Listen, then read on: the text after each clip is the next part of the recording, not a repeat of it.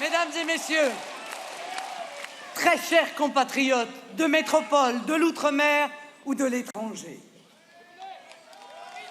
si vous êtes ici aussi nombreux aujourd'hui, c'est que vous avez compris.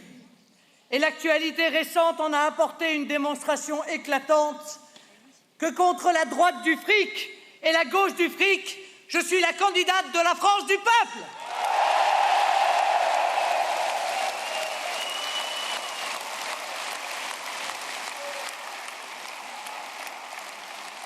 En effet, à tous égards, cette élection présidentielle n'est pas comme les autres.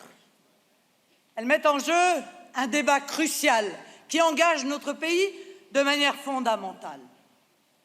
De son issue dépendront la continuité de la France en tant que nation libre. Et pour ceux qui, comme nous, se sentent avant tout français, notre existence en tant que peuple.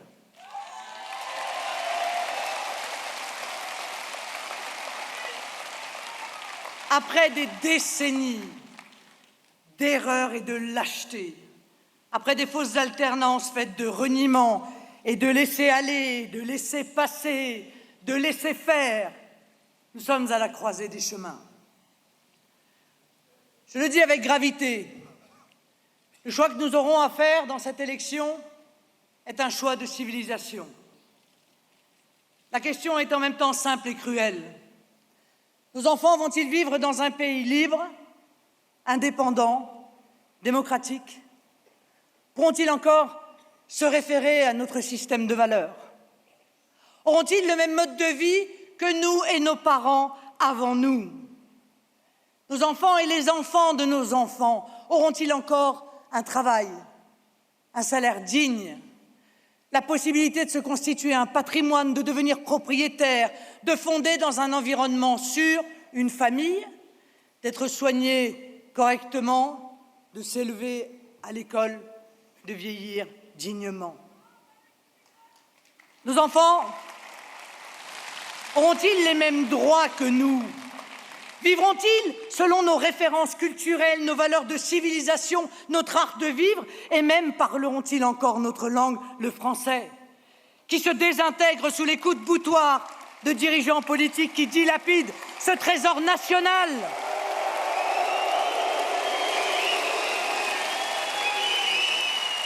Allant même jusqu'à choisir un slogan en anglais pour promouvoir la candidature de Paris au JO 2024. Auront-ils le droit de se réclamer de la culture française quand certains candidats à la présidentielle, bouffis de leur propre vide, expliquent qu'elle n'existe pas? Je pose cette question majeure parce qu'à l'inverse de nos adversaires, je ne m'intéresse pas seulement au patrimoine matériel des Français, mais je veux défendre aussi leur capital immatériel.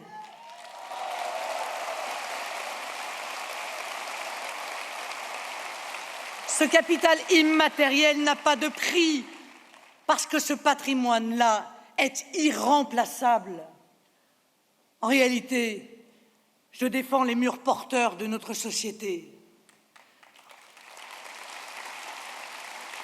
Or, chacun en a conscience, tout ceci est aujourd'hui remis en cause. Nos dirigeants ont choisi la mondialisation dérégulée. Ils la voulaient heureuse, elle s'est révélée affreuse. Procédant uniquement de la recherche, par certains de l'hyper-profit, elle se développe à un double niveau. La mondialisation d'en bas, avec l'immigration massive, levier du dumping social mondial, et la mondialisation d'en haut, avec la financiarisation de l'économie. La mondialisation qui était un fait, avec la multiplication des échanges, ils en ont fait une idéologie. Le mondialisme économique qui refuse toute limitation, toute régulation de la mondialisation et qui pour cela affaiblit les défenses immunitaires de la nation, la dépossédant de ses éléments constitutifs, frontières, monnaie nationale, autorité de ses lois, conduite de l'économie, permettant ainsi à un autre mondialisme de naître et de croître, le fondamentalisme islamiste. Ce dernier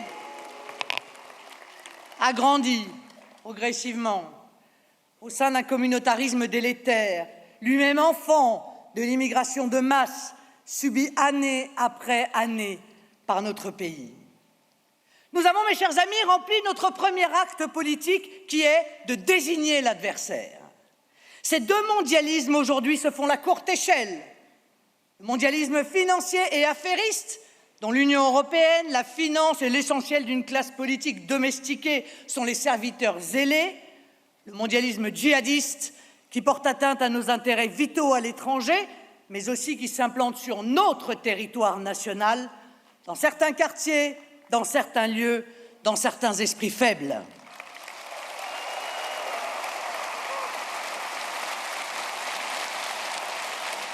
Et l'un et l'autre œuvrent à la disparition de notre nation, c'est-à-dire de la France telle que nous la vivons, telle que nous l'aimons. C'est pourquoi les Français ont un sentiment de dépossession.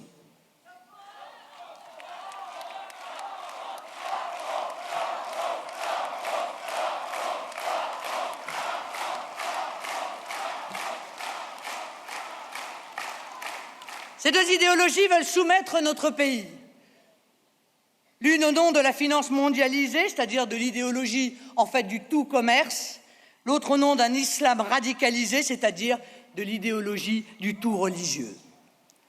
Face à ces deux totalitarismes qui menacent nos libertés et notre pays, nous n'avons plus le temps, ni les moyens de l'angélisme, des faux-semblants ou des petits arrangements, des grandes lâchetés. Nous devons faire preuve d'une lucidité, d'une détermination et d'une unité sans faille. Le mondialisme économique tue par asphyxie, lente, progressive, mais sûre. Le fondamentalisme islamiste nous agresse chez nous par le harcèlement calculé des résistances républicaines, par des exigences incessantes, par des demandes d'accommodement dont aucun ne peut être pour nous raisonnable et donc envisageable.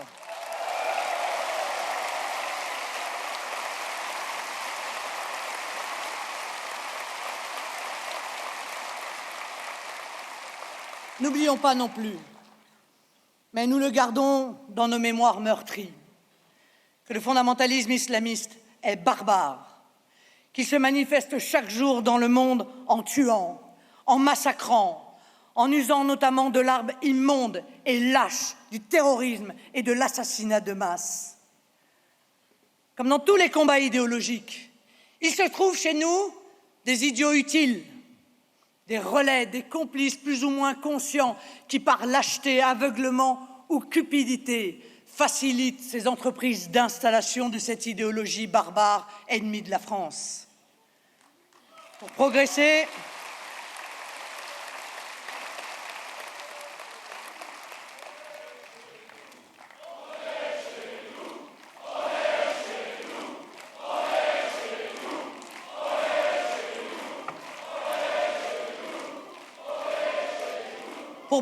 mes chers amis, les tenants de ces deux idéologies mondialistes donnent l'illusion de s'appuyer sur nos principes.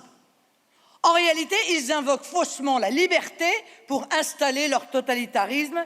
C'est la liberté du renard dans le poulailler.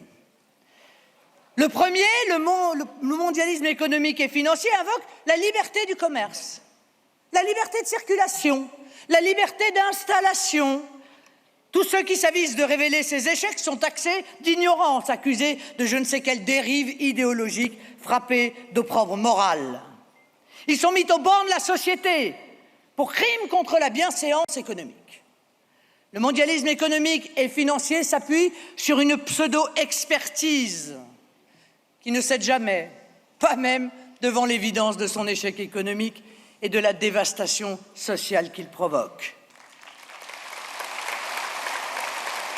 Oh, vous l'avez pour beaucoup compris, l'objectif est de réduire l'homme à son rôle de consommateur ou de producteur.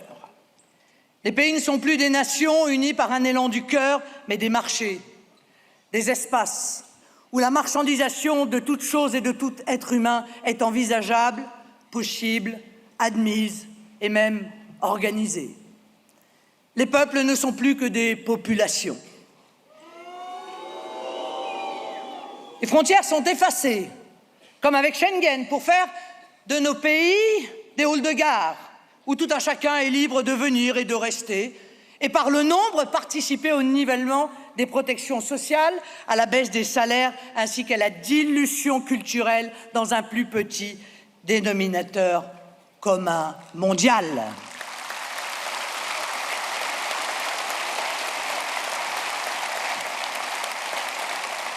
Avec les mondialistes, les cultures des peuples, c'est-à-dire ce qui fait la diversité du monde, sont destinées à être gommées pour faciliter la commercialisation de produits standards et faciliter les hyper-profits, au prix souvent d'ailleurs de l'épuisement écologique de la planète ou du travail des enfants du tiers-monde.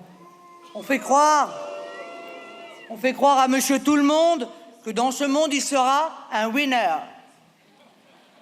Mais coupé de son histoire, dénué de tout sentiment d'appartenance, isolé dans un monde insensible à toute solidarité, il ne sera en fait qu'un esclave dans des pays asservis.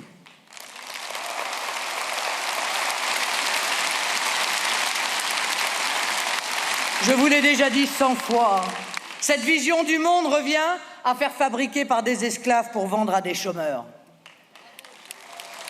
Ce monde où l'économie est une fin en soi et l'homme un simple outil à son service nous plonge dans l'ère des nomades, de l'éphémère, du court-termisme, du jetable, bref, un monde artificiel et profondément déshumanisé. Le droit des gens, leur situation sociale, leur bien-être, l'environnement où ils vivent deviennent la variable d'ajustement des intérêts des grands groupes et de la caste. La nation, elle, est pour eux une barrière non tarifaire. À leurs yeux, le pays est un espace géographique ouvert où la seule exigence se limite au vivre ensemble, c'est-à-dire à l'injonction faite à des communautés qui n'ont précisément pas demandé à vivre ensemble de ne pas s'agresser entre elles.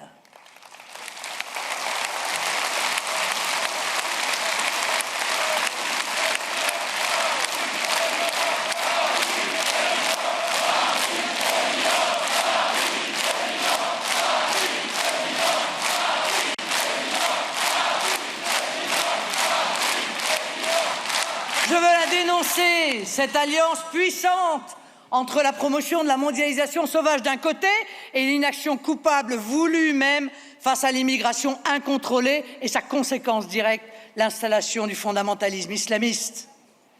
Si le mondialisme économique avance avec le bouclier de la liberté du commerce, le second de ces mondialismes, le fondamentaliste islamiste, instrumentalise le principe de la liberté religieuse pour tenter de nous imposer des schémas de pensée qui sont clairement à l'opposé des nôtres.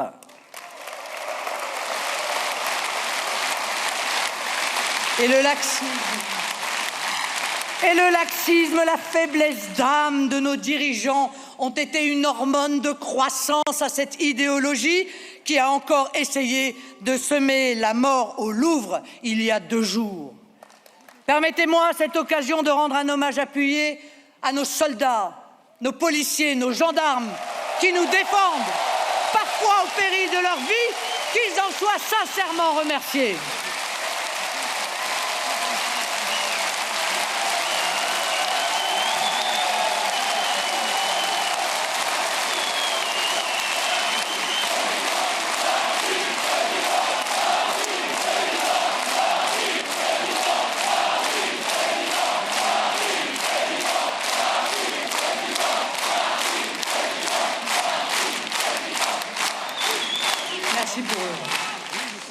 Et nous mettons des mots sur ce que nous vivons, ou plutôt sur ce que nous ne voulons pas vivre. Nous ne voulons pas vivre sous le joug ou la menace du fondamentalisme islamiste.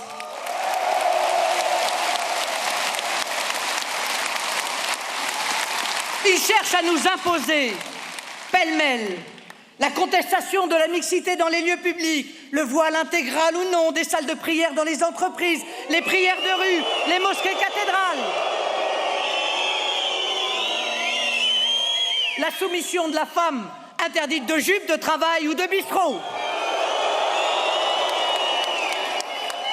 Cela, aucun Français, aucun républicain, aucune femme attachée à sa dignité et à sa liberté ne peut l'accepter.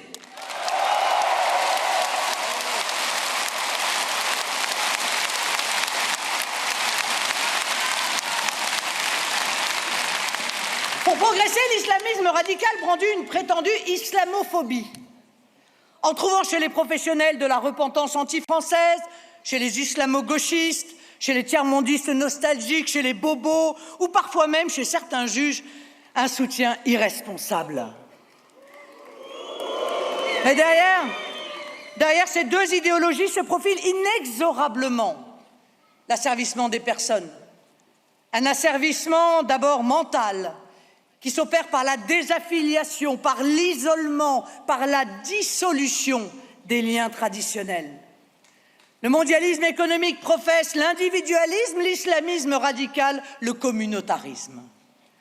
Le mondialisme s'appuie, on le voit, sur la négation des valeurs sur lesquelles la France s'est construite et sur les principes dans lesquels l'immense majorité des Français se reconnaissent encore. La prééminence de la personne et donc son caractère sacré. La liberté individuelle et donc le consentement individuel. Le sentiment national et donc la solidarité nationale. L'égalité des personnes et donc le refus des situations de soumission. Ces principes pour lesquels nous nous battons sont affirmés dans notre devise nationale, liberté, égalité, fraternité, qui procède elle-même d'une sécularisation de principes issus de notre héritage chrétien.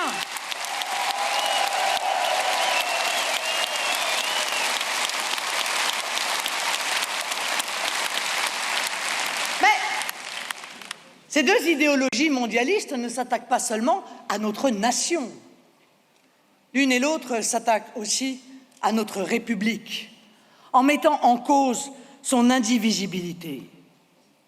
Nous le savons, la subversion est l'art de dissuader ses adversaires de combattre.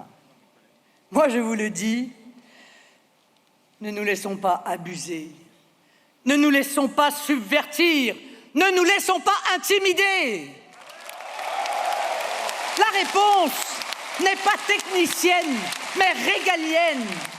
C'est pourquoi nous appelons au réarmement moral du pays et au sursaut des énergies nationales. Nous appelons à la résistance et à la reconquête.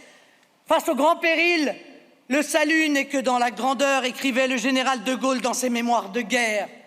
Il n'y a rien pour nous de plus beau que la France. Il n'y a rien pour nous de plus grand que la France.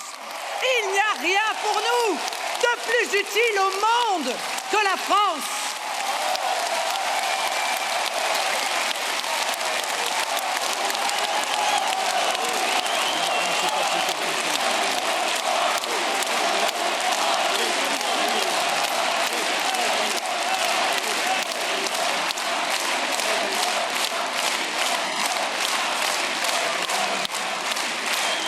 Gardons toujours à l'esprit le fil rouge de l'intérêt national. Gardons à l'esprit que tout procède du peuple et donc rétablissons le peuple comme sujet politique. Dans le trou noir de la mondialisation sauvage dans laquelle certains voudraient nous précipiter, comme face à l'obscurantisme des fondamentalistes, c'est ensemble, c'est unis, c'est groupés que nous allons faire face. Eux proposent de nous désunir. Nous exaltons tout ce qui unit les Français entre eux. Ce lien indéfinissable mais si profond et si rassurant qui crée entre nous une fraternité de cœur et nous permet d'affronter l'avenir ensemble.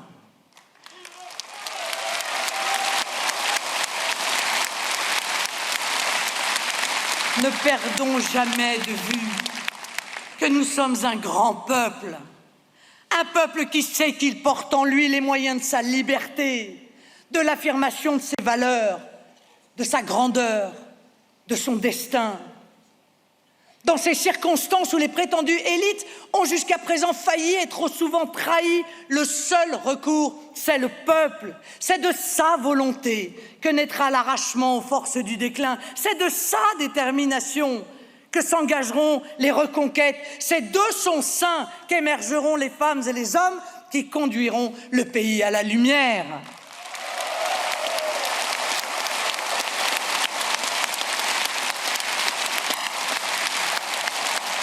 Je dis aux Français qui nous écoutent et qui nous regardent, le sort de la France est entre vos mains. C'est la raison pour laquelle j'ai frappé ma candidature du sceau du peuple, en prenant cet engagement solennel devant les Français, un engagement que nos militants affichent sur les murs de France au nom du peuple.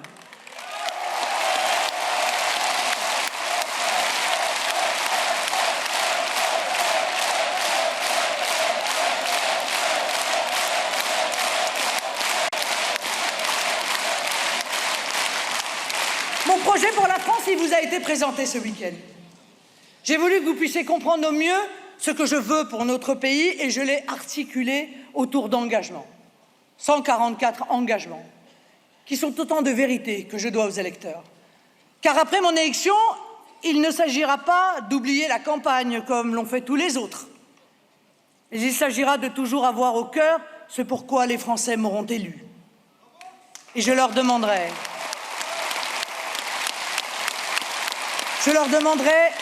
sans crainte de vérifier un par un que ces engagements sont tenus. C'est ce que j'appelle la démocratie de contrôle. Car sans contrôle, pas de démocratie. Sans contrôle, mais il ne sert à rien de s'adresser au peuple. Et quand on fait sa campagne au nom du peuple, c'est à lui que chaque jour, une fois au pouvoir, on revient. Ce projet, il est aussi une œuvre collective dont je tiens à remercier les contributeurs, au premier rang desquels Jean Messia, qui en fut le coordinateur, les collectifs, les CAP, les Horaces, comme les nombreuses collaborations internes et externes. Ceux qui le liront seront frappés par sa cohérence et son équilibre. Ils seront frappés par son pragmatisme et sa modernité. Ils seront frappés par sa résonance avec le grand mouvement historique que connaît aujourd'hui le monde. Dans ce monde politique inerte, dénué de tout volontarisme politique ou de toute culture du résultat, il est mu par une triple impulsion. Révolution du patriotisme, révolution de la proximité, révolution de la liberté. La politique, la haute politique, celle qui permet à un pays de trouver ses repères, consiste à créer du sens et du lien. Le dirigeant politique doit être capable de définir les fondements du pacte social qui nous unit. Celui qui unit les Français d'où qu'ils soient et d'où qu'ils viennent. Cela l'oblige à rappeler que la France est un pays millénaire, une histoire, une culture. La France est un acte d'amour. Cet amour a un nom, le patriotisme. C'est lui qui fait battre nos cœurs à l'unisson quand retentit la Marseillaise ou quand nos couleurs nationales battent au vent de l'histoire. C'est lui qui peut réunir les Français de droite et de gauche, de Mayotte à l'Ardèche, du berceau à la canne, de l'usine au bureau. C'est lui qui confronte notre vision à celle des mondialistes. De ce patriotisme aussi, les Français ont été dépossédés, souffrant en silence de ne pas avoir le droit d'aimer leur pays. Nous ne ferons pas aimer la France si nous-mêmes nous ne l'aimons pas. Or, vous avez le droit d'aimer votre pays et vous avez même le droit de le montrer.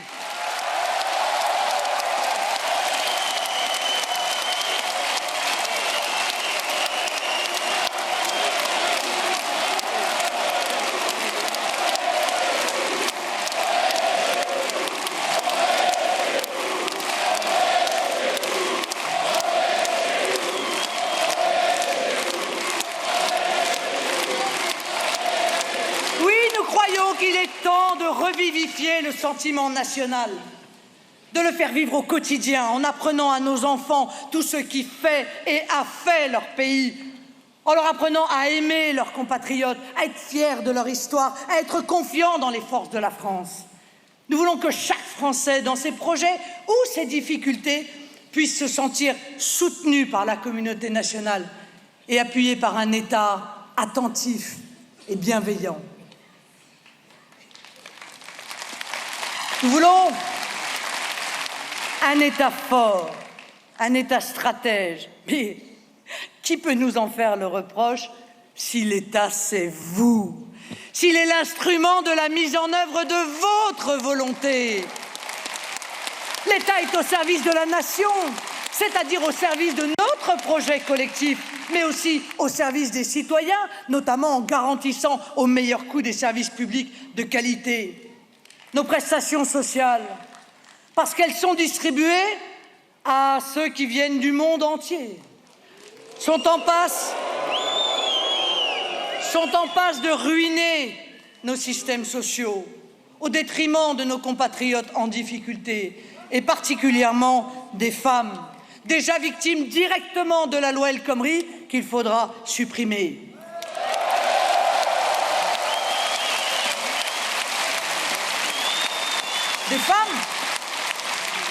Des femmes souvent piliers de familles monoparentales et à ce titre fragilisées à l'extrême par la dilution de fait de la solidarité nationale. Certains en tirent comme conclusion brutale la fin de cette solidarité. Moins d'indemnisation en cas de chômage, moins d'hôpitaux, moins de santé, moins de protection, plus de travail, moins de revenus, moins de retraites, plus d'impôts, moins de services. Il n'en est pas question.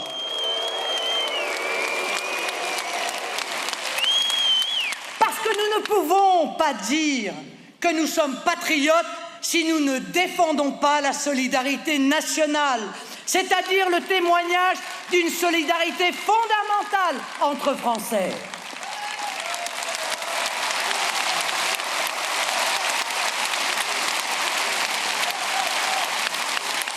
C'est la raison pour laquelle, dans le logement social, l'emploi, nous établirons la priorité nationale. Ce principe sera inscrit dans la Constitution.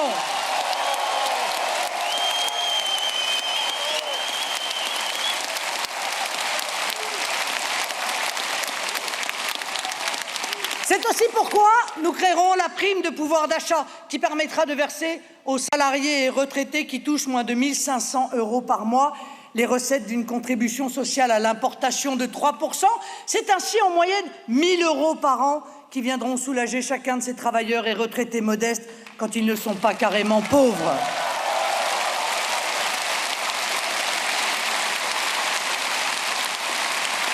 C'est pourquoi nous revaloriserons aussi significativement l'allocation adulte handicapé et le minimum vieillesse.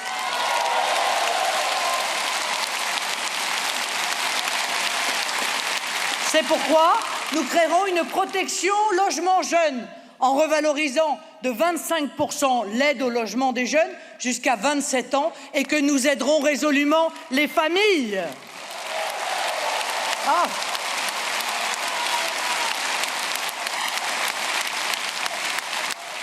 J'entends déjà les égoïstes, souvent très bien nantis d'ailleurs, nous expliquer qu'il serait immoral et ruineux de relever les 801 € par mois du minimum vieillesse.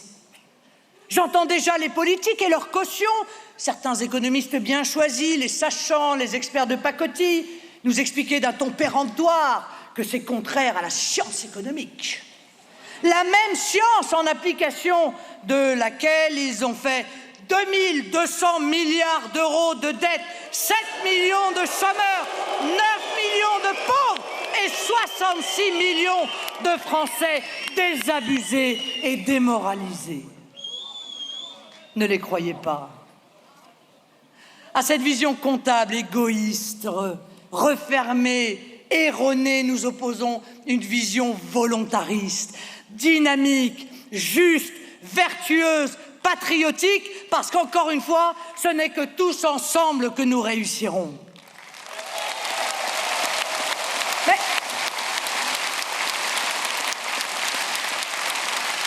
Mais le patriotisme suppose aussi un pays qui se respecte, et donc un pays qui se fait respecter. À ce titre, nous appliquerons le principe selon lequel un étranger clandestin ne pourra jamais être régularisé et a fortiori jamais naturalisé.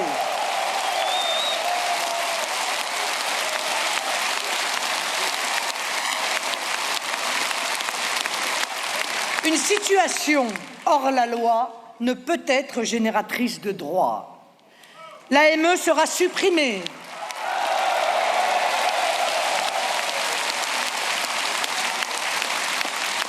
Quand on aspire à s'installer dans un pays, on ne commence pas par violer ses lois. On ne commence pas par réclamer des droits. À tous, et notamment aux gens de toutes origines et de toutes confessions que nous avons accueillis. Je rappelle, parce que cela va sans dire, mais cela va mieux en le disant, il n'y a pas et il n'y aura pas d'autres lois et valeurs en France que françaises.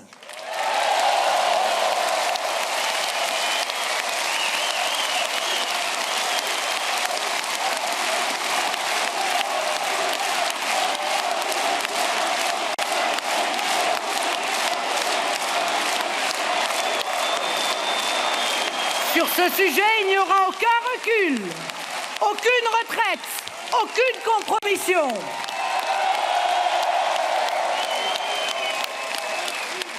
Écoutez, ceux qui sont venus en France, c'est pour trouver la France, pas pour la transformer à l'image de leur pays d'origine, ou alors s'ils voulaient vivre comme chez eux, il leur suffisait de rester chez eux.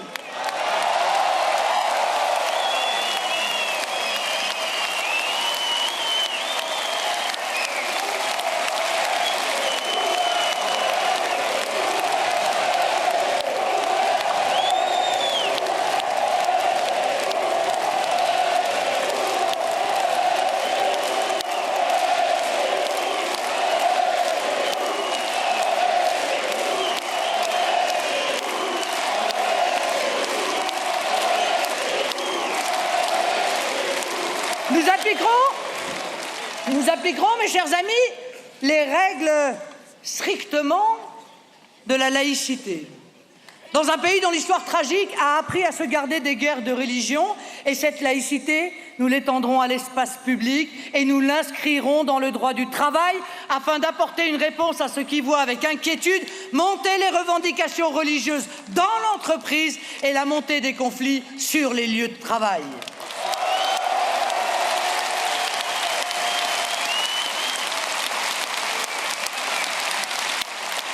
Pour tous les enfants de France, nous voulons restaurer à l'école le roman national que des dérives jargonnantes et pédagogistes ont relégué.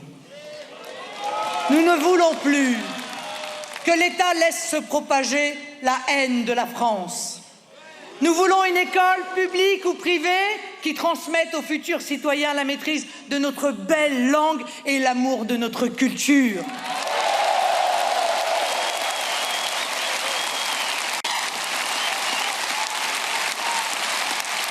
De même, l'école fera acquérir en primaire à tous les petits Français une maîtrise parfaite des savoirs essentiels que sont l'histoire de France et les mathématiques. Nous voulons une France qui transmet et une France qui se transmet.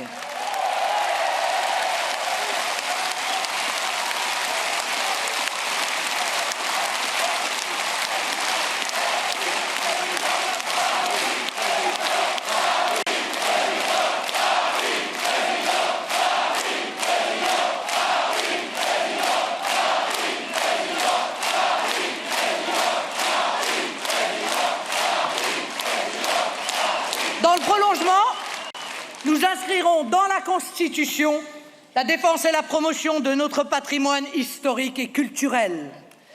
Nous redonnerons à la francophonie ses lettres de noblesse. Nous protégerons nos bâtiments nationaux, mais aussi nos entreprises stratégiques de la captation et de la spéculation étrangère.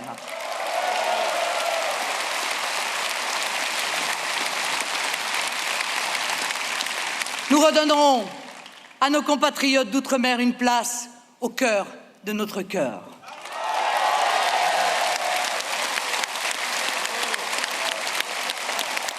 Enfin, pour renforcer le sentiment d'appartenance et de solidarité, nous instaurerons un service national civil ou militaire de 3 mois pour les garçons et les filles.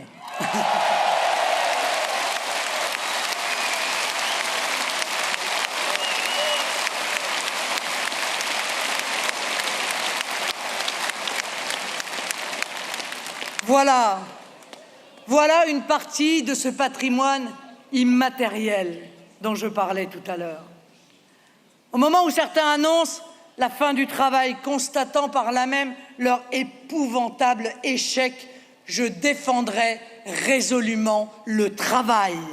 Nous voulons un pays qui reconnaisse enfin le travail.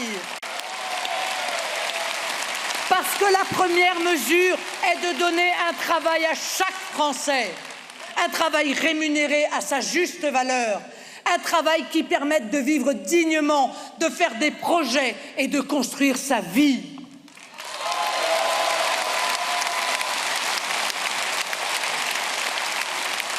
Le travail, nous l'encouragerons et le récompenserons par le maintien des heures supplémentaires majorées que mes adversaires veulent supprimer et l'instauration de leur défiscalisation.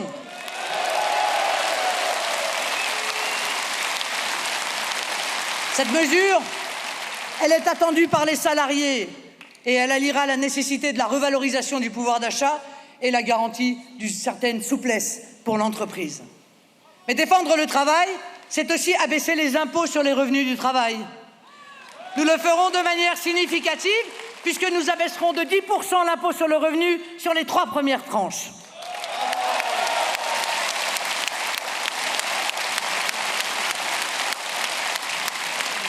Notre projet, vous l'avez compris, est un projet empreint d'une grande force, la force des équilibres.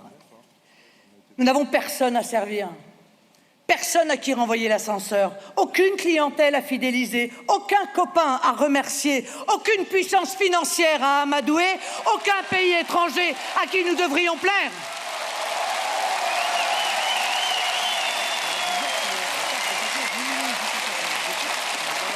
Nous sommes libres. Nous sommes libres d'un projet où le peuple est central, en même temps cause et sujet. Et chaque Français libre de trouver sa place, construire sa vie et montrer son génie. La deuxième révolution que nous voulons engager est celle de la proximité. Nous sommes pour le local contre le global.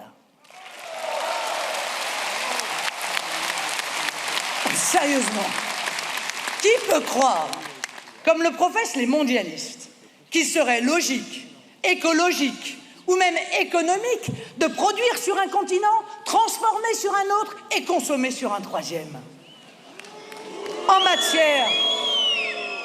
En matière de production, oui, nous souhaitons privilégier les circuits courts qui supposent la réorganisation et la maîtrise de nos filières de production, la relocalisation de nos circuits de transformation et l'organisation de filières éthiques de distribution. Pour les producteurs, c'est l'assurance de juste prix. Pour le consommateur, c'est la garantie de la provenance et donc de la qualité. Et pour tous les Français, c'est l'assurance de la sécurité alimentaire et donc de la santé de soi-même et des siens.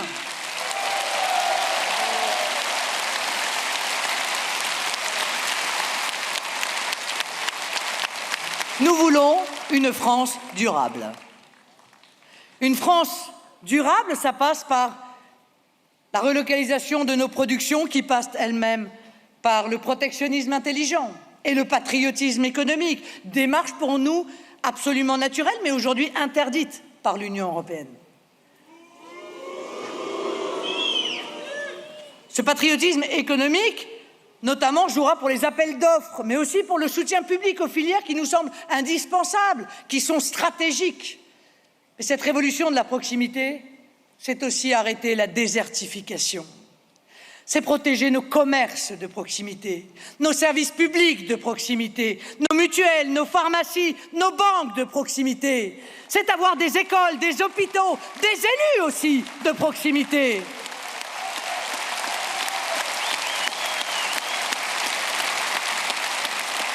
C'est donc lutter contre un certain nombre de projets fous, visant par exemple à passer de 35 000 à 6 000 le nombre de communes, supprimant évidemment la relation privilégiée entre les administrés et leurs maires. Mairie, département, nation, elle est là notre proximité. Pas dans ces intercommunalités et ces conseils régionaux éloignés et coûteux, et encore moins dans cette Union européenne sans légitimité et sans efficacité, déconnectée totalement des aspirations des peuples.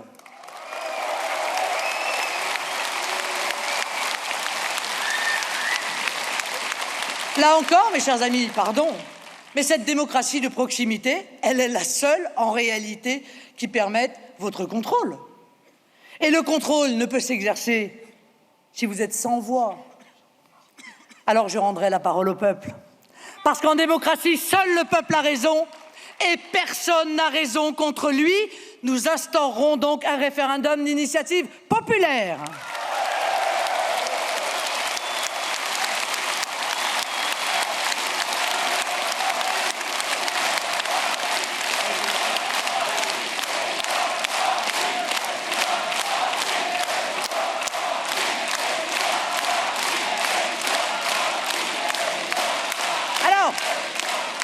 Vous attendez une loi, elle ne vient pas, 500 000 d'entre vous pourront déclencher un référendum et le peuple parlera.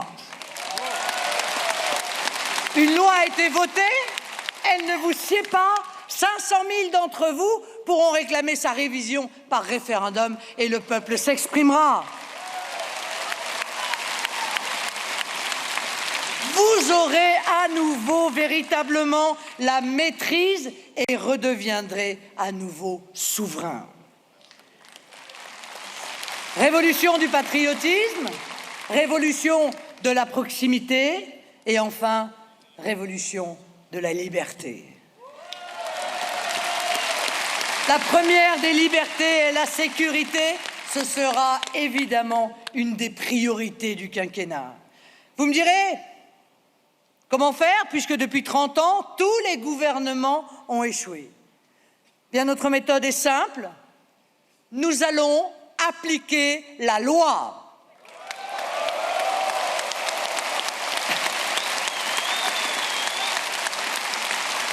Parce que, comme le disait le cardinal de Richelieu, faire une loi et ne pas l'exécuter, c'est autoriser la chose que l'on veut défendre. Nous allons en réalité rétablir l'état de droit, c'est-à-dire faire appliquer la loi républicaine dans les endroits où elle a perdu droit de cité, là où nos gouvernants n'en avaient visiblement ni le courage ni la volonté.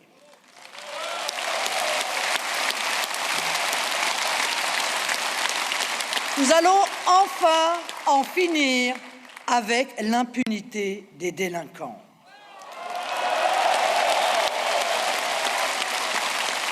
En finir avec les zones de non-droit, la dictature de caïds sur certains quartiers, les trafics de drogue ou d'armes, les cambriolages, les voitures brûlées. La certitude des poursuites, la certitude de la sanction, la certitude de la peine, avec pour les étrangers délinquants la reconduite automatique à la frontière.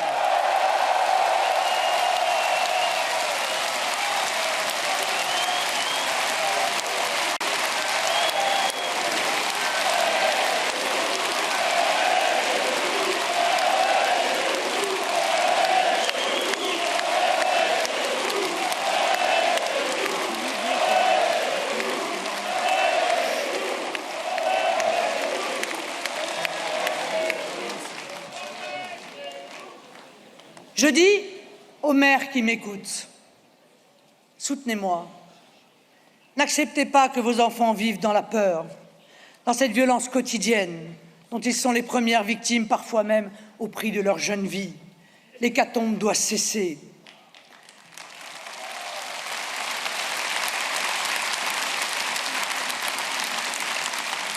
Pour l'exercice de leur mission si importante pour le pays, nous redonnerons à nos forces de sécurité les moyens humains et matériels, de même que le soutien et les instructions nécessaires. Nous les réarmerons, y compris moralement, avec enfin l'instauration de la présomption de légitime défense pour les policiers.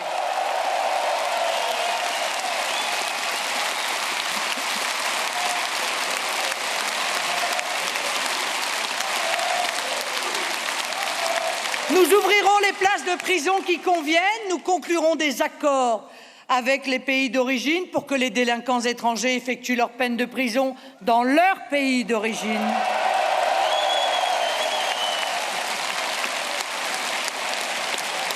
Ça libérera quelques places. Nous augmenterons les moyens de la justice. Nous réorganiserons une réponse pénale qui se résume en 2 mots: tolérance zéro.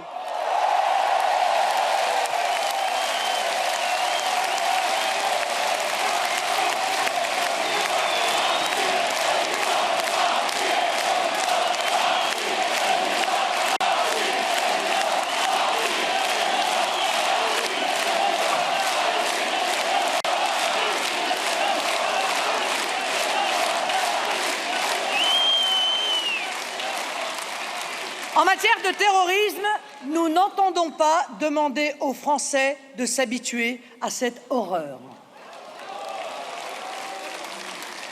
Nous allons l'éradiquer ici et sur les théâtres d'opérations extérieures, puisque nous sommes en guerre contre le fondamentalisme islamiste. Nous appliquerons aux ennemis de la France les dispositifs légaux de l'état de guerre. Nous nous donnerons les moyens techniques et humains adéquats et créeront sur le territoire national comme à l'extérieur les conditions et les coopérations nécessaires au renseignement. Les étrangers fichés S seront reconduits à la frontière.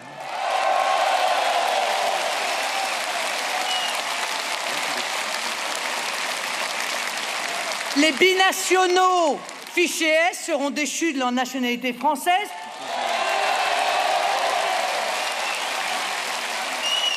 Et l'ambiguïté sur leur nationalité réelle étant levée, ils seront renvoyés dans leur pays, ceci bien entendu tenant compte que ces fichiers S sont évidemment convaincus d'avoir participé à des actes contre la France, contre les Français, ou d'avoir participé à quelques promenades djihadistes. Il semblerait qu'il y en ait encore quelques-uns qui, précisément, alors qu'ils étaient censés être surveillés, sont repartis.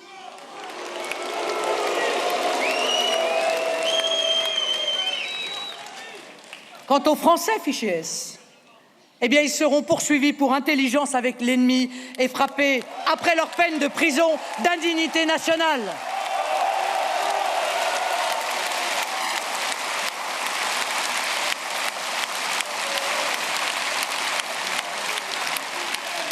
Les lieux de prédication islamiste seront fermés et les semeurs de haine condamnés et expulsés.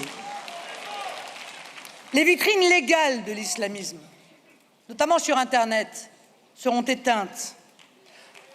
Pour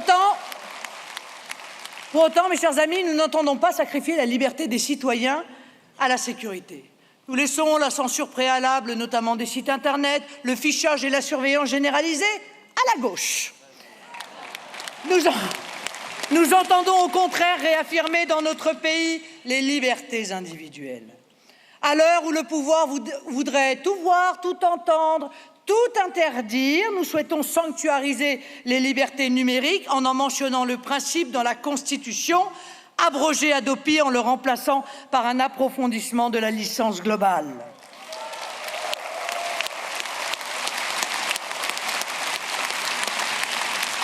Nous souhaitons également protéger les citoyens contre les menaces de fichage numérique.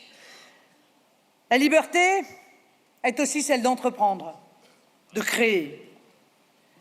Nous souhaitons un État régalien, un État stratège. Ce sera un État modernisé, restauré dans ses moyens et respecté dans ses décisions. Il ne s'agit pas là de concevoir un État omnipotent et omniprésent, mais un État protecteur, un État garant des justes équilibres, un État qui garantisse à chacun l'égalité de chances pour créer un environnement économique favorable. C'est notamment la réforme totale du RSI. Vous savez, le serial killer des indépendants.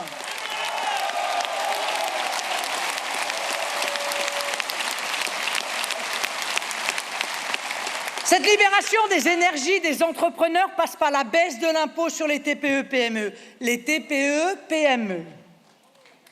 Non, parce que beaucoup de gouvernements se sont attachés à faciliter la vie de très grands groupes qui, semble-t-il, d'après les derniers chiffres, n'ont pas l'air d'en avoir véritablement besoin. La protection contre la concurrence déloyale, la simplification administrative, la sécurité juridique, la baisse des charges pour les TPE-PME, un plan vigoureux de réindustrialisation et une grande politique énergétique. Nous avons conscience que ce sont les entreprises qui créent l'emploi, et notamment les petites et moyennes entreprises.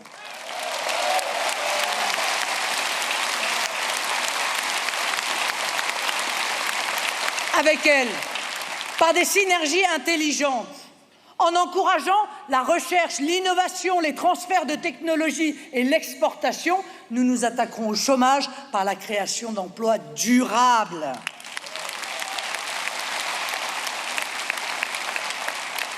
Enfin, cette révolution de la liberté est celle de nos libertés collectives, qu'on appelle pour un État la souveraineté, c'est-à-dire concrètement pour un peuple la liberté de décider pour lui-même.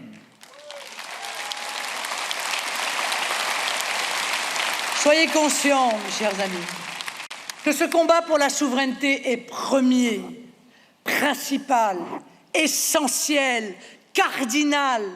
Il conditionne tout le reste.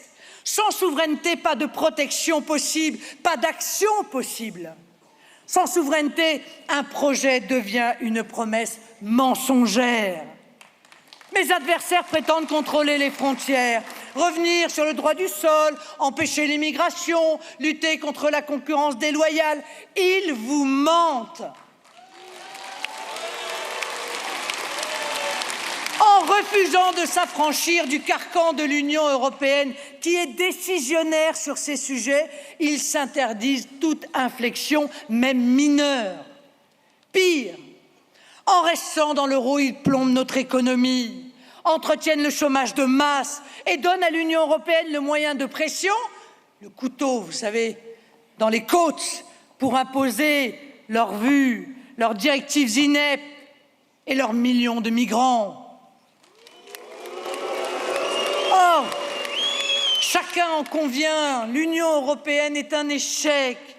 Elle n'a tenu aucune de ses promesses, et tout particulièrement sur la prospérité et sur la sécurité. Et pire, elle nous a mis sous tutelle, tenus en laisse courte. Et qui pourrait se satisfaire de ne rien faire devant un système qui nous enchaîne, qui ne fonctionne pas, et pire, dont les dysfonctionnements nous ruinent? Mais c'est pour cela qu'élu, j'annoncerai la tenue d'un référendum dans les 6 mois sur le maintien ou la sortie de l'Union européenne.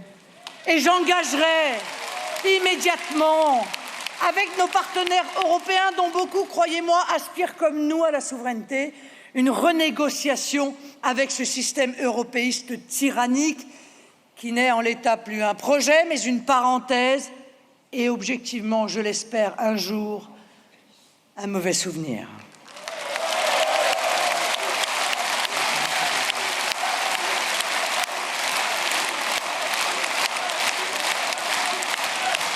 L'objectif sera de trouver dans les 6 mois un compromis qui nous permette de recouvrer ces 4 souverainetés monétaires, économiques, législatives, territoriales.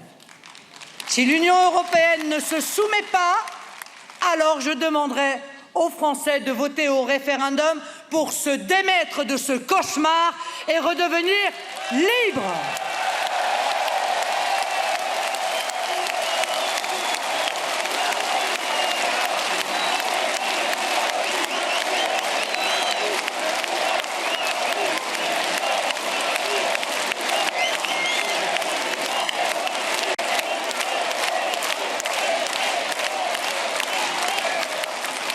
dans le même esprit. Parce que nous pensons que la France n'est grande que quand elle fait entendre sa voix, bien sûr, qui est celle en faveur de l'indépendance et de l'équilibre mondial.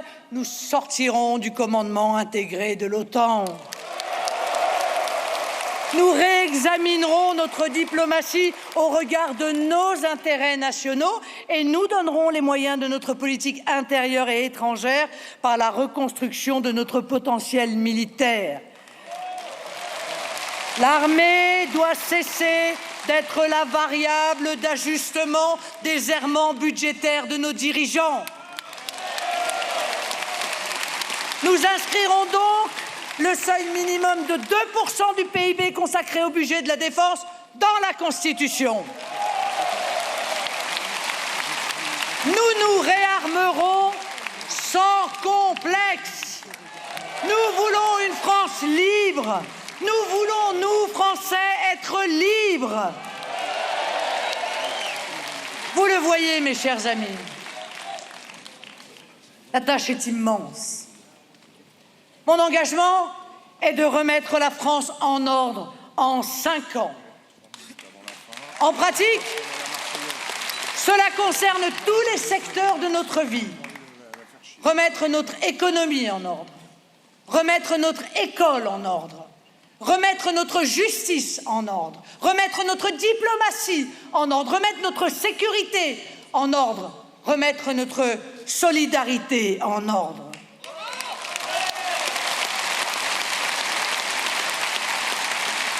Et pour ce faire, nous avons besoin de tout le monde.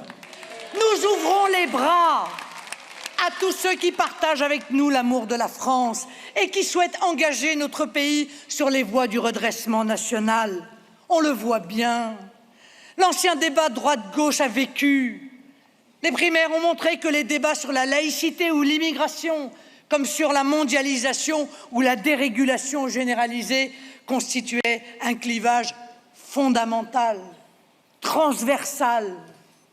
Ce clivage n'oppose plus la droite et la gauche, mais les patriotes aux mondialistes. Dans cette élection présidentielle, nous représentons le camp des patriotes. Ce qui nous anime n'est pas l'amour de l'argent ou des intérêts particuliers, mais le souci de la patrie. Ce n'est pas une vision asséchée et désincarnée du monde, mais un monde multipolaire, riche de sa diversité, de ses peuples et de leur génie propre.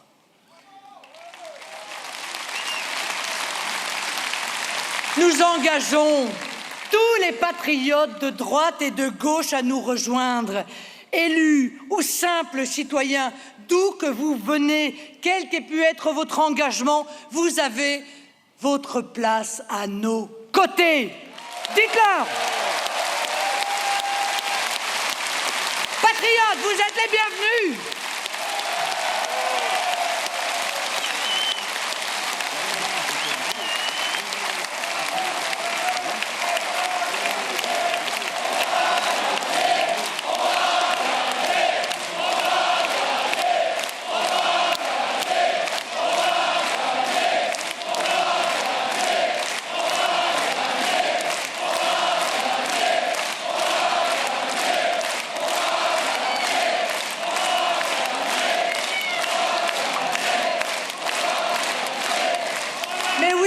Compatriotes, parce que l'effondrement des partis traditionnels et la disparition un à un de la quasi-totalité de leurs dirigeants montrent que la grande recomposition politique a commencé avec ceux qui nous rejoindront au cours de la campagne de premier tour, avec ceux qui nous rejoindront entre les deux tours et ceux qui nous rejoindront après la victoire. Nous formerons une majorité présidentielle et après les législatives, un gouvernement d'union nationale.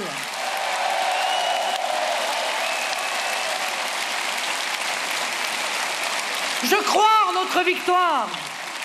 J'y crois parce que je sais qu'une immense majorité des Français partagent notre choix et notre vision de l'homme et de la nation. Personne de raisonnable ne veut faire de la France le cobaye d'une mondialisation qui ne sera heureuse que pour la caste. Personne ne peut accepter l'asservissement économique et politique qu'elle nous prépare. Les autres peuples ont montré la voie. Les Britanniques qui ont choisi la liberté avec le Brexit et qui chaque jour peuvent se féliciter de la forme insolente de leur croissance.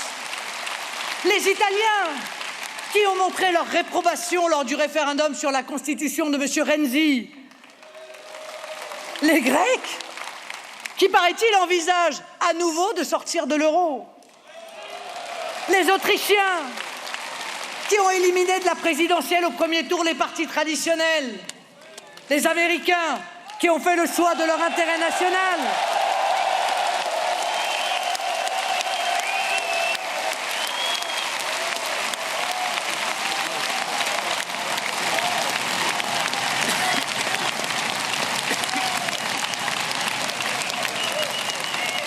Ces nations ont montré que le réveil des peuples contre les oligarchies peut devenir une réalité et que, comme le symbolise notre belle rose bleue, l'impossible devient possible.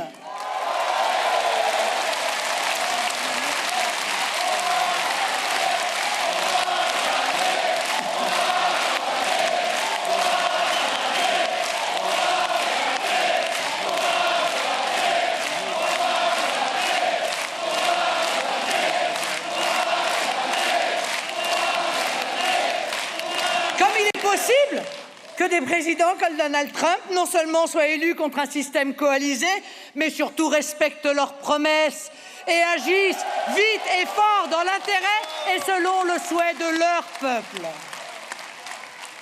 Vous le voyez, mes chers amis, comme le proclamait Victor Hugo dans l'année terrible après la défaite de la France, nous n'avons pas encore fini d'être Français.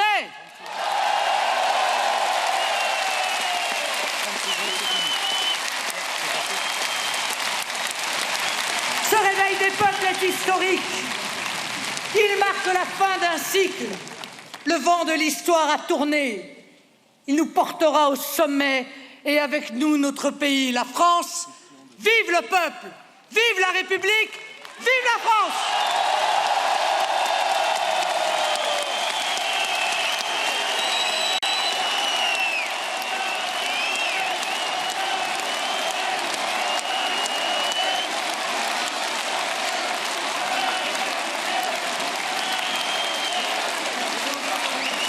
Et un salut fraternel et chaleureux à tous ceux qui nous suivent des salles de retransmission et qui sont très nombreux.